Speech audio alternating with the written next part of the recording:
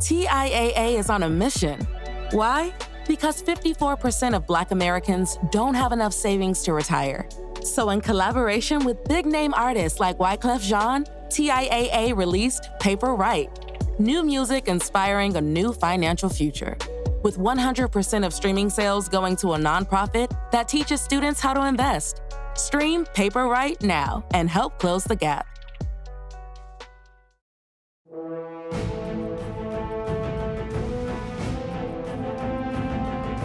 Dr. Chuck Weber joined the military when he was just 17. He signed up for 2 years, only wanting to serve the minimum amount of time required to qualify for college grants. However, that plan quickly morphed into a 27-year-long career. During that time, he became a psychiatrist and was deployed to Baghdad, the capital of Iraq. I was the only psychiatrist for 40,000 people. And so what I did was teach. I did a lot of force multiplying. When I'd go to a FOB or Fort Operating Base, there might be just maybe one doc or maybe no docs, and just teach them about some of the things to be most concerned about. If I'm traveling 5 days a week outside of the wire, there was no way that I might not be back to that next place for a month. And so I had to do everything that I could for that place, seeing the leaders. Took care of a lot of leaders, chaplains, sergeant majors, and then also other providers. You take care of the providers, and then they would take care and force multiply and augment and take care of that whole unit.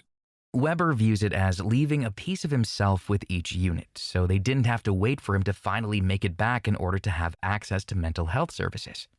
In addition to being spread so thin, another challenge to bringing counseling into the military is the stigma.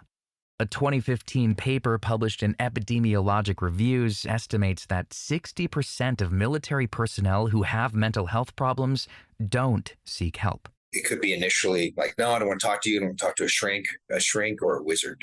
The wizard is because they would send us a suicidal patient, and remarkably, they stopped being suicidal after talking to us for a while. It's not magic, but there is something to making a difference for the mission to do what we can to help the soldier, their family members, and also the mission. Fortunately, there have been movements to recognize where the stigmas and barriers to care stem from and fix these issues.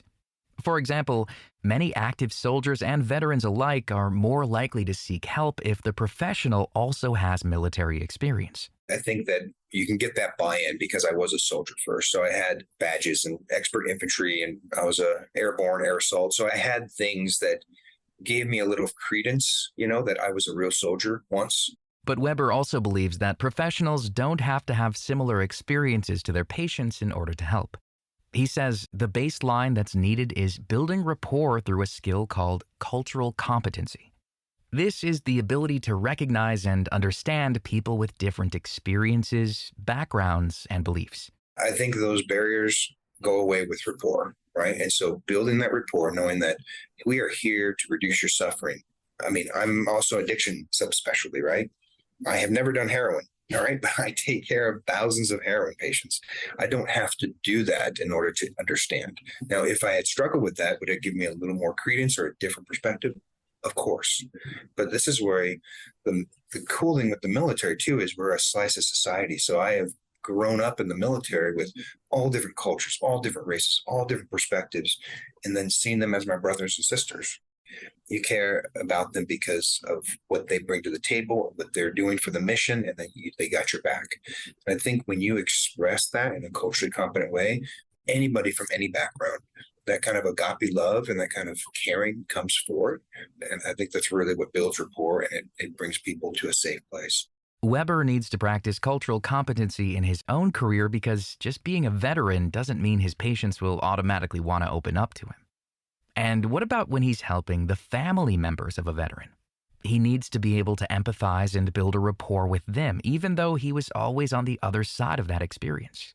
In fact, Weber's former position working as chief of behavioral health at Fort Carson in Colorado opened his eyes to how mental health obstacles don't just affect soldiers and veterans, but their families as well. So I was in charge of a couple hundred people and like the whole market, which was about 150,000 lives. But they only give me the resources to really take care of the soldier mostly, right? I had a very small, like 20 of those people. So 10% of the 200 were caring for the family members. So they were always sent out to the network. So no access, no care. And if you don't take care of the family, the soldier, the sailor, the airman, the Marine, they can't focus on the mission. And so it really was a detriment to the mission. Weber tried to advocate for change and increase the family's access to care, but he says his requests weren't answered. In fact, he himself had trouble getting help through the VA system. I tried to seek care with the VA because I'm a vet. I'm quote unquote disabled too. I've got a couple spinal fusions, but the access to care there was so difficult for me, even as a doc, and so laborious. I just kind of gave up, and I continued to kind of pay my own way on the outside. Now, I'm more blessed than I deserve, but you wonder some of those veterans that don't have as much means, don't have as much access, that might be their only care system. Every administration has talked about changing it or fixing it, but they get new, nice buildings, but they don't change the system. And so hiring to accessing to care, to delivering care, the thing is that the VA is filled with great, great Americans, great patriots, great providers, but the system has put those places in place. So that have been barriers. So instead, Weber created the Family Care Center, a mental health care provider with a special focus on veterans, first responders, and finally, the families of military personnel. If you can imagine all the statistics, for a broken family or a single parent, as far as there's more social determinants that are bad, right? That are negative. There could be school dropouts or drug use or crime or, just a whole bunch of aspects that is a cascade. But if you can imagine, one, you're not getting paid very much. You've taken away your spouse, your loved one, sent them into war or in the most adverse area. But now with the internet, you're able to talk a little bit more frequently, but unable to do anything. I mean, that feeling of powerless, both for the soldier, sailor, airman, Marine, and then the family member frustrated that you're there, I'm here, I'm struggling with all those things. It is like a single parent, right? Again. And so almost some of the same statistics, number of primary care goes up, behavioral health and suicide goes up, substance use goes up. All of these things kind of happen for that family member. And it's not just the spouses that are affected. The children have more difficulties. The children have more anxiety. The children have more mental health needs. So there's a whole cascade of, without focusing on that, on that whole picture, that is how we can take care of that mission.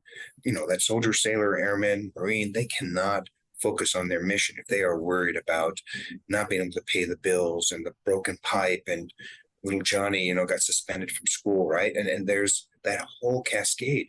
If they knew, if we can take care of them, now they can focus on their mission. Now they know I'm okay. Weber has been able to combine both his military and medical experiences to offer holistic, comprehensive care to our nation's protectors and their families. You can find more information about Dr. Chuck Weber and all of our guests on our website, radiohealthjournal.org. For more behind the scenes, follow Radio Health Journal on Facebook, Instagram, and X.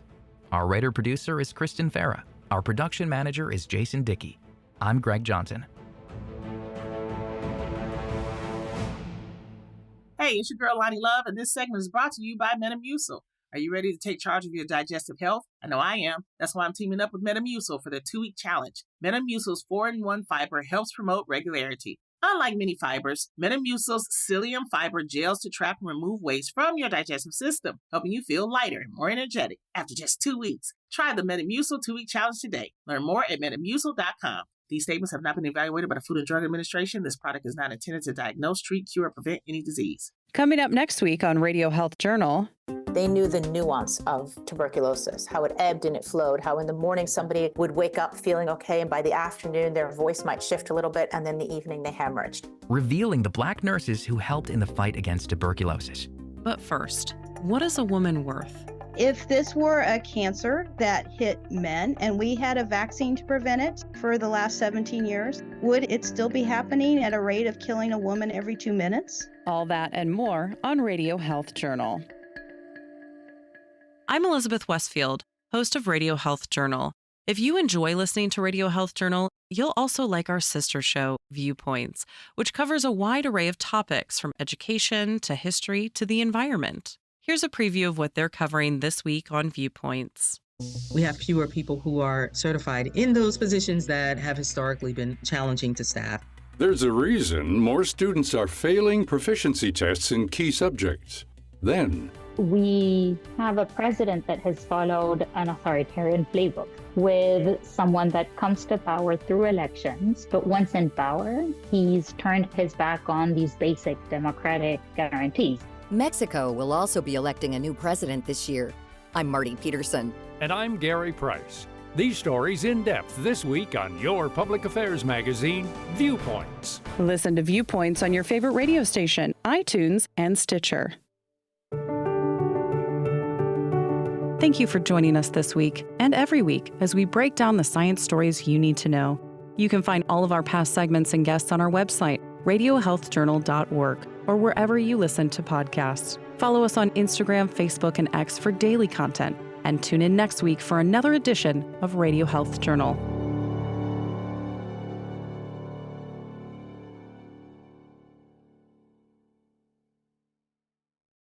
Try Cora's cult favorite period products without joining a cult.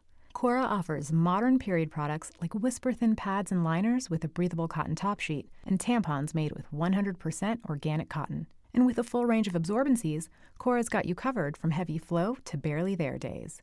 Try Cora today for a more comfortable period, clean and simple. Find Cora nationwide at Target, CVS, and online at cora.life.